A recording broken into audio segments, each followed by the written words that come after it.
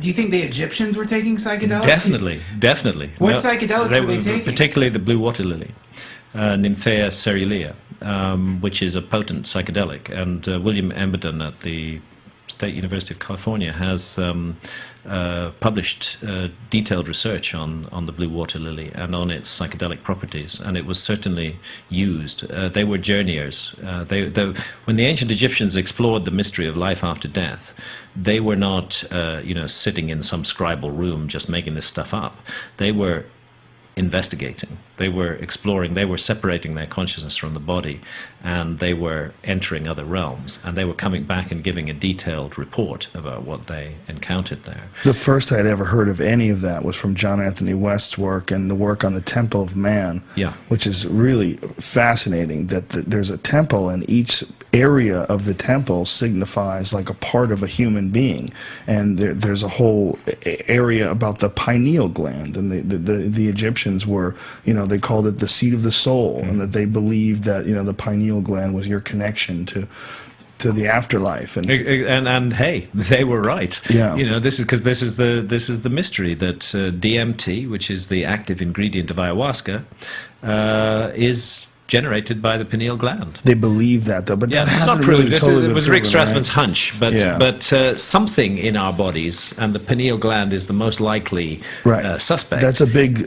sticking point with critics. Is generating DMT, because the presence of DMT in the human body is not in dispute. Where it's coming from is in dispute, but its presence in the body is not in dispute. It just sounds cool if it really comes from the pineal gland. It kind of sounds kind of cool. If it comes from the third eye, particularly, since the pineal gland was originally a sense organ, and so the suggestion would be that it's still a sense organ. It's a kind of sixth sense, which the lens that it uses is DMT. And what people don't realize is that in certain reptiles, it actually has a retina and a lens. And it's light sensitive. It is a fucking eyeball. It's light sensitive, yes, in reptiles. In humans, it's not. It's deep. It's sunk deeper into the brain, but a very mysterious organ. And I would still say, you're right. It's not proved. I would still say the most likely candidate for the generation of DMT. Well, Strassman is working on figuring that out right now. They're working on more detailed studies to try to exactly pinpoint the location. It's where it's created. I'm glad that's happening. I mean, the point that you were making just now, I think that by cutting these ancient plant allies out of our life and by demonizing them and creating this atmosphere of fear and hatred around them, this is a suicidal path that our society is taking, and we only need to look at the past in order to realize that that is true. There is a danger in the human species that we get locked into a particular frame. And right now, we are locked into the technology frame. Of course, we're advancing technology very, very, very fast. But that doesn't mean we aren't locked. We're locked into one frame, and we are not thinking outside of that frame. And we can see the consequences of being locked into that frame, which is our world is in chaos.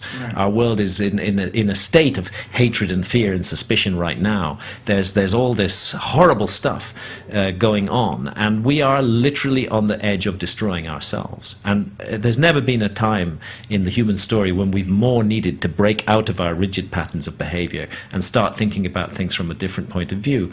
And nature has provided us with the means to do so, and those means are our plant allies.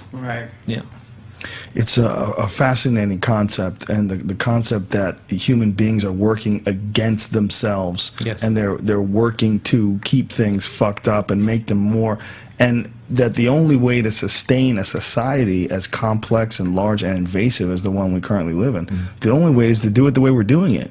And that if all of a sudden psychedelic drugs were introduced and then materialism was, sort of pushed in the back burner, and spiritualism was something that people, started really understanding and appreciate their connection more, who the fuck's going to go to work? Who's going to be killing all the chickens we need for chicken McNuggets? Things would become very different. But the fact is that our existing economic model is falling apart at the seams anyway, and people are living in misery and doubt and chaos and confusion because it's just not working. It's not working. The whole thing is not working. Any society that can stand back while the Amazon jungle is burnt down at the sort of country-sized rate every year, this is an insane society. We obviously live in a demented society, completely.